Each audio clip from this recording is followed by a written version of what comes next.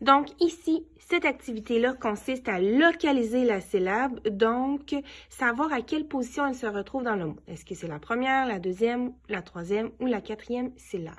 Donc, par exemple, première petite activité ici, je vais la prendre comme ça. Vous avez, par exemple, la syllabe ma qui est écrite et vous avez des images. Magicien. Là, c'est de dire le ma. Est-ce que je l'entends au début? Magicien. En deuxième ou à la fin. Ici, je viendrai mettre un X ou simplement gribouiller la case avec un crayon effaçable. Ici, c'est to. Donc, dans toboggan. Est-ce que c'est la première, la deuxième ou la troisième syllabe? Deuxième activité. Ici, j'ai des cartes derrière lesquelles une syllabe est inscrite. Comme là, ici, c'est la syllabe bu. Et j'ai le mot ambulance. Et là, je dois me dire ambulance. Est-ce que le bu, je l'entends au début, en deuxième ou à la fin?